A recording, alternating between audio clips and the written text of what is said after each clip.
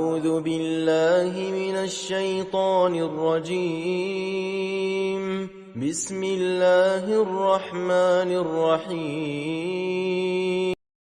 ومثل الذين ينفقون أموالهم ابتغاء مرضات الله وتثبيتا من أنفسهم كمثل جنة بربوة أصابها وابل فآتت أكلها ضعفين فإن لم يصبها وابل فطل والله بما تعملون بصير. أيود أحدكم أن تكون له جنة من نخيل وأعناب تجري من تحتها الأنهار له فيها من كل الثمرات وأصابه الكبر وله ذرية ضعفاء فأصابها إعصار فيه نار فاحترقت كذلك يبين الله لكم الآيات لعلكم تتفكرون. يا أيها الذين آمنوا أنفقوا من طيبات ما كسبتم ومما أخرجنا لكم من الأرض ولا تيمموا الخبيث منه تنفقون ولستم بآخذيه إلا أن تغمضوا فيه واعلموا أن الله غني حميد. الشيطان يعدكم الفقر ويأمركم بالفحشاء والله يعدكم مغفرة منه وفضلا والله واسع عليم. يؤتي الحكمة من يشاء ومن يؤت الحكمة فقد أوتي خيرا كثيرا وما يذكر إلا أولو الألباب. وما أنفقتم من نفقة أو نذرتم من نذر فإن الله يعلمه وما للظالمين من أنصار. إن تبدوا الصدقات فنعما هي وإن تخفوها وتؤتوها الفقراء فهو خير لكم ويكفر عنكم من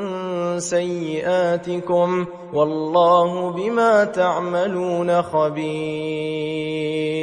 ليس عليك هداهم ولكن الله يهدي من يشاء وما تنفقوا من خير فلأنفسكم وما تنفقون إلا ابتغاء وجه الله وما تنفقوا من خير يوفى إليكم وأنتم لا تظلمون. للفقراء الذين أحصروا في سبيل الله لا يستطيعون ضربا في الأرض يحسبهم الجاهل أغنياء من التعفف تعرفهم بسيماهم لا يسألون الناس إلحافا وما تنفقوا من خير فإن الله به عليم. الذين ينفقون أموالهم بالليل والنهار سرا وعلانية فلهم أجرهم عند ربهم ولا خوف عليهم ولا هم يحزنون الذين يأكلون الربا لا يقومون إلا كما يقوم الذي يتخبطه الشيطان من المس ذلك بأنهم قالوا إنما البيع مثل الربا وأحل الله البيع وحرم الربا فمن جاءه موعظة من ربه فانتهى فله ما سلف وأمره إلى الله ومن عاد فأولئك أصحاب النار هم فيها خالدون يمحق الله الربا ويربي الصدقات والله لا يحب كل كفار أثيم إن الذين آمنوا وعملوا الصالحات وأقاموا الصلاة وآتوا الزكاة لهم أجرهم عند ربهم ولا خوف عليهم ولا هم يحزنون يا أيها الذين آمنوا اتقوا الله وذروا ما بقي من الربا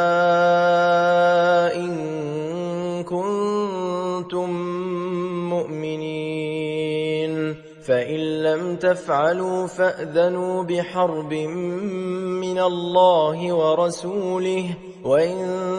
تبتم فلكم رؤوس أموالكم لا تظلمون ولا تظلمون وإن كان ذو عسرة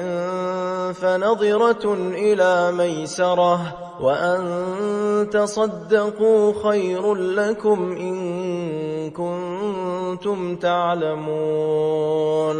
واتقوا يوما ترجعون فيه إلى الله ثم توفى كل نفس ما كسبت وهم لا يظلمون يا أيها الذين آمنوا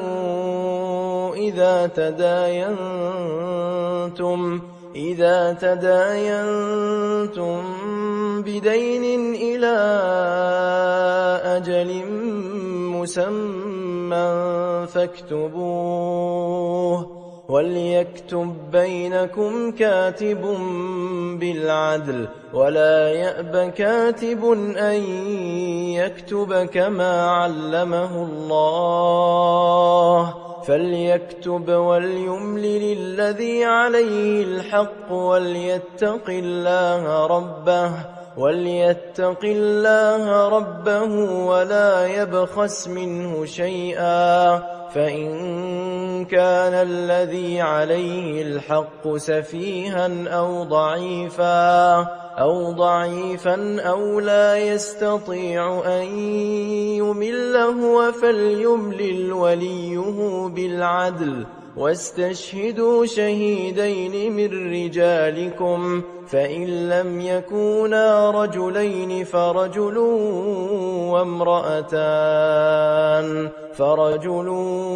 وامرأتان ممن ترضون من الشهداء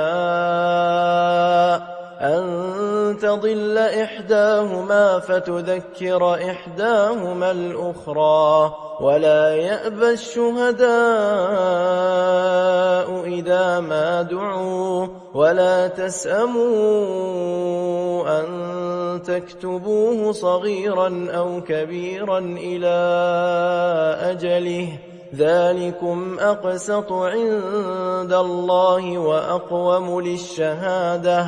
وأقوم للشهادة وأدنى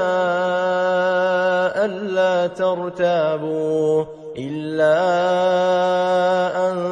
تكون تجارة حاضرة